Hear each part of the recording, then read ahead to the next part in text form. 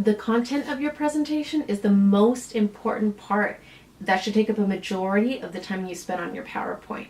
It's crucial that you write your content while you're still enthused and the topic is fresh on your mind. It's even more crucial that you go through and edit your content and have a second pair of eyes look through it as well to catch any errors you might have missed. So, how do you write content? Well, I usually start from the middle and work my way back. Consider what your major talking points are. What is it that you want your audience to understand? Using a bubble map or doing a free write can help you get the most of your thoughts on your paper so you have larger visual of how you can later restructure and trim those points down. Spill out all the information on paper and then narrow it down and restructure it in the way that you feel is most effective. Create 3 to 5 speaking points to focus on in your speech and turn those into your headings. Then begin fitting in subpoints and details that can help your audience understand your main focus points. Think of it like an essay or a debate in which you want to break down your position into clear points and provide enough support so that your argument appears valid. Once you've set your main points, determined your tone, and considered your tools for engagement, start trimming down your speech. Be concise and be relevant. Take all of the points that you've written down, pick the most important ones, and put those in separate slides. Some speakers make the mistake of writing down their entire speech in their presentation. Yeah, don't do that. People are lazy when it comes to reading, so the more concise you can lay out your points, the more your audience will appreciate you. On top of being concise, make sure the information you're including is relevant to your point. Most people like to include phrases with their bullet points, while other people use entire sentences. If you're creating a bulleted list, use phrases and stick to no more than 4 points in one slide. If you want to place focus on a quote, a slogan, or a sentence, have it be the only element on the slide, but feel free to mix up the fonts for this single element. Having too much information on a single slide can quickly overwhelm your audience and cause them to lose attention. Nowadays, with the prevalence of YouTube and Netflix, our attention spans are decreasing, and presenting the same slide over and over again might cause your audience to slip into a stupor. So make sure that you vary your content and consistently ask your audience questions that will draw them back into the speech. Once you finish structuring your 3 to 5 main points and created subpoints and details within them, you're going to go back to the beginning and create an introduction slide. State your top 3 points, briefly define them, and explain why knowing about these points will help your listener.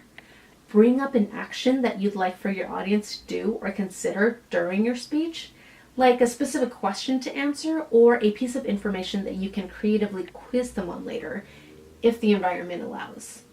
If you lay out your main points and give your audience a small assignment, they're much more likely to pay attention throughout your presentation. After finishing your introduction, go to the end of your presentation and insert your conclusion. During this conclusion, you'll summarize your main points and call upon the audience to complete their assignment. If you're trying to make a sale or trying to get your audience to do a specific task, then the ending is the time you should include your call to action. Do you want your boss to fund your project? Do you want your listeners to spread the word about breast cancer? Ask, be direct and specific about the next step each audience member should take after you've left the stage. All of the content you've written up to this point should lead to this moment of connection in which your audience understands why they should follow your call to action. Once you have your main talking points, consider the tone you want to set in your speech.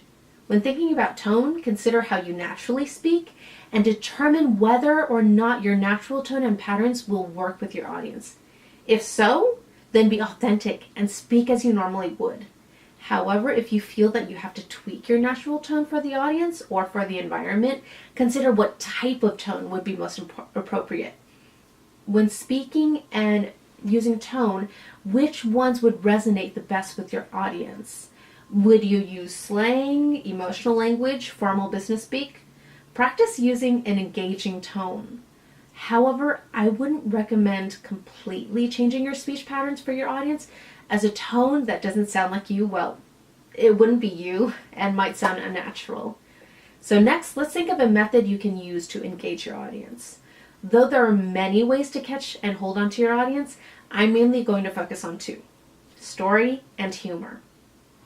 First, audiences respond to story because it teaches skills while taking pressure away from the audience. For example, from the example of the three pigs, we learn the value of quality and effort, and not to build a house made of sticks. At the same time, it doesn't sound like a lecture because the attention is not on us. Rather, it's on the character of the three pigs. In a similar way, as a speaker, you can draw the listener in by relating experience in story form. Tell us about a character and show us what their situation is and their setting, and introduce their problem. Listeners will want to hear about how they resolve their problem and will give you their attention until you reveal the ending to your story, which you can withhold until the end of your PowerPoint. The key is to make sure the character is someone we can care about. Creating a cut and paste character, little Susan from kindergarten, or an over-dramatized character, poor widow Monica with 3 starving children, will hurt your story. Instead, create a character that your audience can identify with, someone who probably has similar issues or problems as they do, and someone who is well-rounded. A one-dimensional character usually tends to lose your audience. So create someone who sounds like a real person. Similarly, using humor, when of course it's the right setting to do so, can help you engage your audience because sometimes we all need a good laugh. Ending your slides with a punchline can keep your audience on their toes, although it would be best not to overuse this technique. If you're referring to sources in your PowerPoint or using any statistics, make sure you cite your sources in a final works cited page. This will take extra work, and I recommend you visit the MLA website for more details, but citing your sources will make your information seem more reliable, which in turn makes you appear more professional and trustworthy. It can also help you avoid being called out for incorrect information or plagiarism. So once you finish writing your content, take a break, go for a walk, eat a scoop of ice cream, you deserve it. Then come back and start editing. Less is more, and being able to narrow down your speech and being concise with the content in your presentation is the key to getting your audience to stay and to follow along with you. Once you've edited your PowerPoint, practice with a friend. Have them point out any issues they see in your PowerPoint in regards to grammar and punctuation, but also giving feedback on times when a slide looks too dull or too overwhelming.